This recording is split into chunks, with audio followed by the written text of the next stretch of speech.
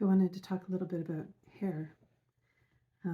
One of the things that when I was first getting interested in understanding some of the old Slavic practices around hair was a talisman that I had read.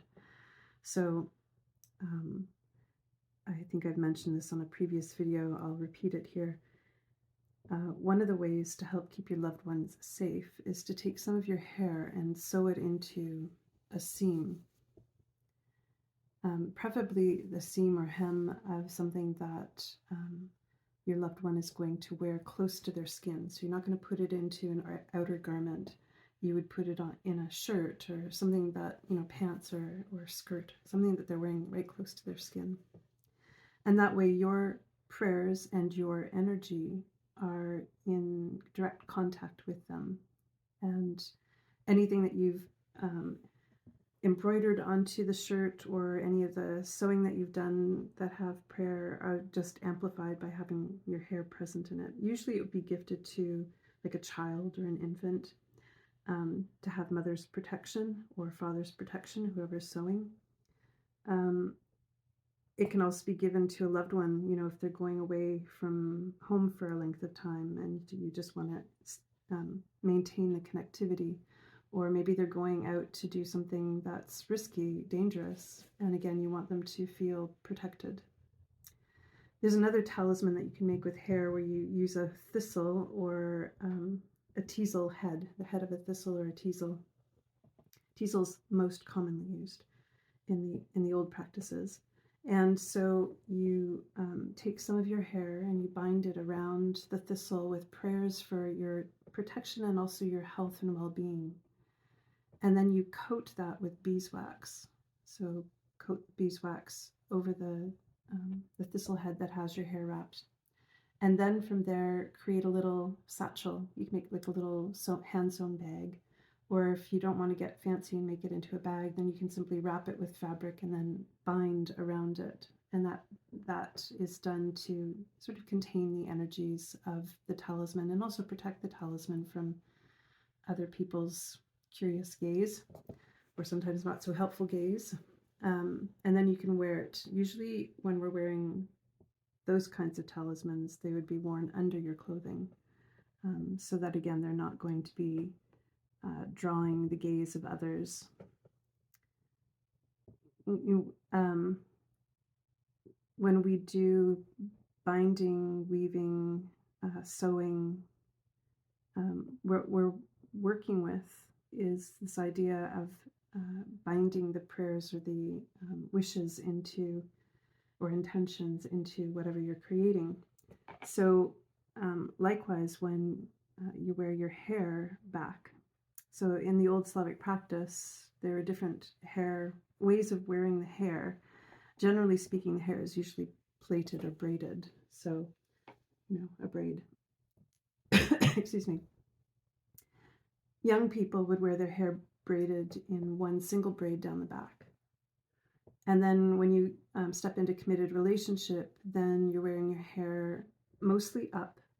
And depending on the region that people came from, they would be wearing either 2 braids or 4 braids, and those would be tied and twisted on the top of the head, and then there are various headdresses to be worn. The most practical and simplest form of the headdress would be a babushka, which is just, a tied kerchief, usually a lovely kerchief tied over the hair. But again, more formal would be very beautiful, sometimes quite intricate and ornate headpieces. The only time that you actually wear your hair down, completely down, no braids, is during times of divination and magical workings or ceremony ritual, or giving birth, or death. And the reason being that it's thought to open the portals. It leaves you in a place where you're quite open to the other worlds. And so in magical workings, that makes sense. You want to be able to have connectivity with the spirit world. Likewise, when giving birth, rather than keeping something tied and closed, you want to open everything. So during birth, there would be no buttons done up. All the buttons of any clothing would be undone. Ties would be undone. Hair would be down and loose. And that's, again, to keep the energy flowing and open. And likewise with death, when the soul needs to leave the physical body and move to other realms, then the soul can easily leave when everything is open, loosened, ties are undone, hair is loose. And the last thing to think about with hair is what you do with your hair. For example, when you're brushing your hair and you know you have hair that gets gathered in the brush or in the comb, rather than just taking the hair, gathering it up and tossing it out the window or putting it, someplace mindlessly, we take care with the hair. So one of the old practices would be sometimes you would gather up the hair and sort of stuff it into the crack in the wall in your house. Or you can take the hair and burn it. Excuse me. And that's the most easy way to release your hair.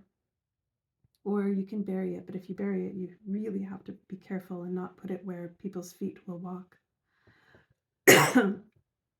Because it is thought that if somebody got a hold of your hair, they could use that to do, for lack of a better word here, spell work, negative intention. Use your hair to cast negative thoughts toward you, or to do some other sort of binding spell with it. So bind something to you or you to something that maybe is not in your best interest or something that's just simply not in your choice.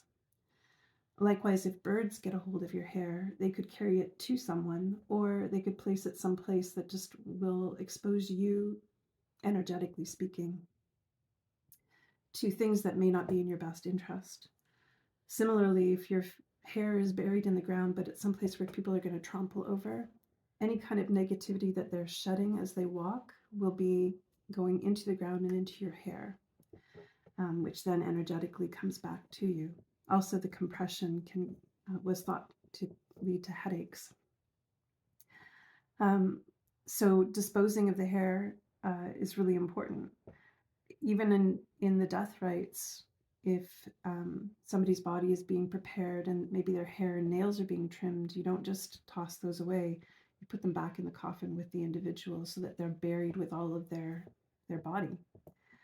And that, again, is coming from an idea that what can be done to the living can also be done to the dead. And we want to take care with their things like hair.